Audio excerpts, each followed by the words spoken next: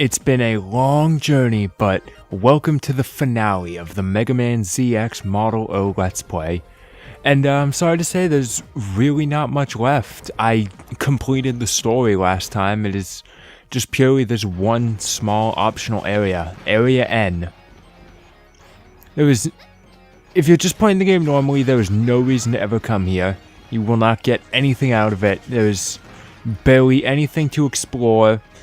And if you're playing on a lot of systems, this room is basically just a dead end for what waits in here. Why, it's Death Tan's Mantisk from Mega Man 03? Yep, this room here hosts refights with not all of them, which is also kind of weird, but some of the boss fights from Mega Man Zeroes 3 and 4. I'm not sure exactly why they're here. I guess Intergrades just wanted to include them. No? But the thing is, especially nowadays, a lot of people aren't going to be able to do these fights because in order to get into the rooms to fight them, you need to be playing on an original DS and have the either the Mega Man 03 or 4 cartridge plugged into the bottom, the second slot in order to get into this room at all. Like this room, you need to have 03 plugged in. The other room, you need to have 04. So, like, myself, I've been playing the game. I was playing the game on a 3DS. So, not only was it not possible for me to do these fights, I mean, I don't even own the GBA cards of the Zero games. I have the collection on the DS. The only reason I was able to do this is because, thankfully, the emulators include a function to put in a game to the bottom slot, so you only have to have it in there. You don't need to have like any special save file or anything. And you get to fight all these bosses again. They're no harder than they were in the Zero games. They're exactly the same. In fact, if anything, I'd say they're maybe a little bit well, it's kind of a give and take. They're a little bit easier because you have more screen size to work with, just because of the higher resolution on the DS. But at the same time, they're a little harder, because unless you want to radically change your attacking style by using different biometals, you can't use their elemental weaknesses. With the 04 bosses, that's not so much of a big deal, because you weren't using the elemental weaknesses in the first place, because that system sucked in 04. But for a boss like this, it's a huge pain. Hellbat or Devilbat Schilt here, I had no problem fighting him in 03 just because the ice chip did so much damage. Here, not so much. He teleports out of the way of a lot of my moves and I just have to slowly chip away at him, even with Model O's really powerful charge slashes. And he's using up all of my sub-tanks. But even then, he's still not too hard. I had a little bit of trouble with this just because I did have to change my strategies a little bit. But it still isn't too bad just because I've played the Zero games so many times. I know how to fight these bosses. And our third boss is Childre Inabatara? I don't remember exactly. I really do, but a lot of the Zero boss names elude me. And it's worth noting that this fight, much like the rematch at the end of 03, he is stuck in the arena is completely filled with water. Same way it was in the refight or in his stage if you missed a lot of the if you missed all of the buttons to drain the water, which again, you probably missed most of them because that level was a pain. Though he's still pretty easy. The only thing I can say about the choice of bosses, I don't know if there's relevance to this or if it's just a coincidence, but the 4 bosses you fight from 03 are the same 4 bosses that you fought in the first room in the rematches from in the final stage. Also, another weird detail, all of the 03 bosses have an extra line of dialogue they didn't have in the original game before the fight starts. They made a sound effect in the original game, but this one adds one line of dialogue. And I don't know, was that there in the Japanese version and it was taken out of the English release? Or did they bring in the cast to record one line I don't really know. Man, I barely survived that. Yeah. Despite the fact that, whatever this guy's name is the first boss I usually fight in 03, I still always tend to have trouble with him. That's actually one of my problems with 03. The beginning of the game is kind of hard just because there's no easy boss to start off with.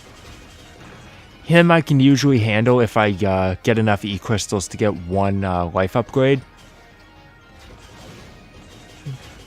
And so I beat the 03 bosses. Why am I leaving? Well, because to put it simply, as you saw, I used up both of my sub-tanks. I kind of need those back. So I'm heading to Area A to grind, and I'm not wasting your time with that. I'm back, my sub-tanks are filled. And also, no matter what, I had to cut there, because it's impossible to get all of the 0, 3, and 4 bosses in one run. Because you can't hot swap GBA games in the DS. I mean, you can, but like the system won't realize it unless you reset the system. So I can go into the emulator and say like, okay, I took out 03 and I put in 04, and you still won't be able to get into this room until you reset the game. So either way, I had to save and quit and reset, and oi. When I saw that this was the first 04 guy I was going to be fighting, I was like, oh god. Granted, Pegasulta Eclair is not the worst boss from 04. That award still goes to Heat Genblem. I hate him so much. But Pegasulta Eclair kind of sucks too. Just because he's a little easier here, I swear. Like, there were so many... Anytime you tried to attack him in 04, he'd always just like fly up out of the way. So I don't know if they changed his AI for this, or if Omega's larger attack box is like fucking with the AI and it doesn't know how to dodge it correctly.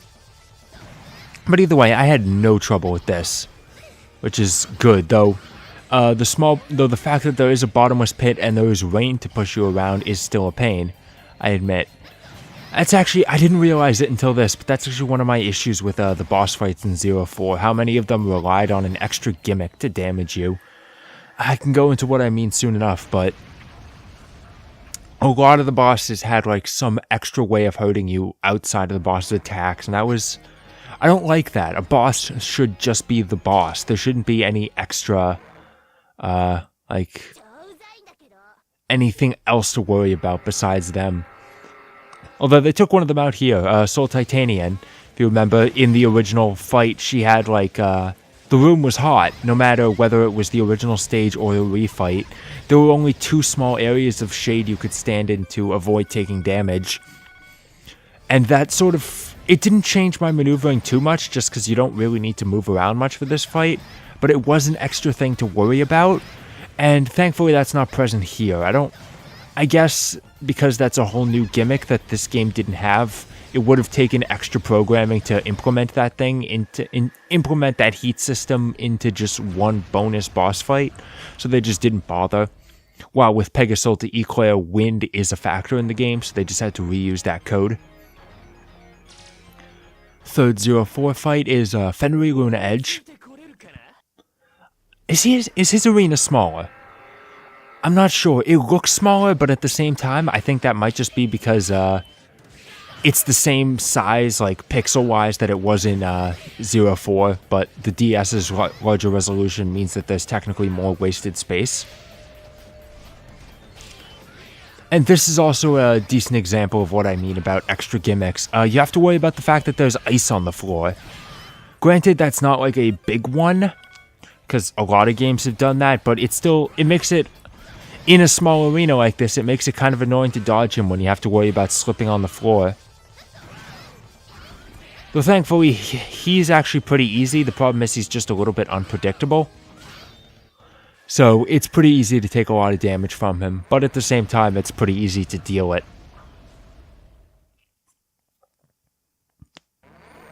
And then, final fight, after I use up another sub-tank. I don't know why I take so much more damage here than I did in the 0 games.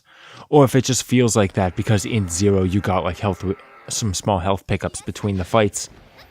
So last is Noble Mandrago. This fight's a little bit different because she was the only fight in Zero 4 besides like the intro boss where you wanted to worry about the Zero Knuckle. Bonus item? Bonus item. It was your standard weapon. But the way it worked in Zero 4 was that anytime she like partially like stuck her head out of the ground, you could use the Zero Knuckle to just rip her out. I really like that, and I don't know why she was the only fight that allowed that. And super quickly on it, she plants things like little turrets or little traps on the stage. Again, that's another gimmick to worry about. Zero 4 did a lot of that, and if it didn't, it did stuff like Heat Emblem, where it's just a shitty fight.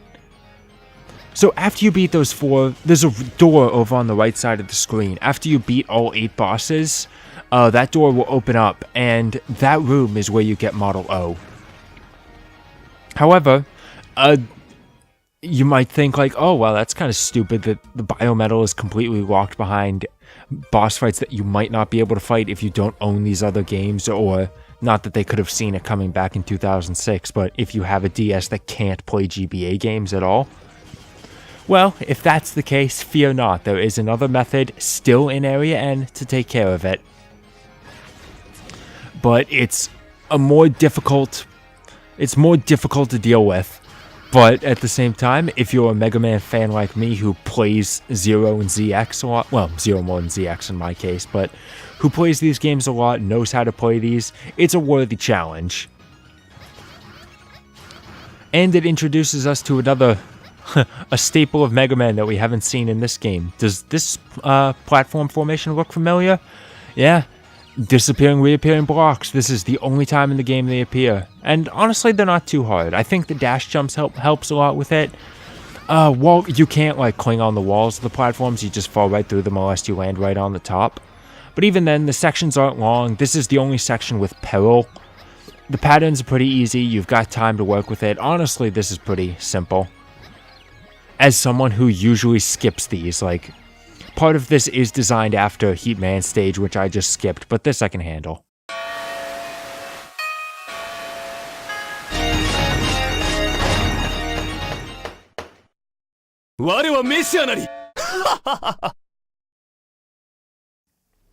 So who else with the bonus boss beat but fucking Omega?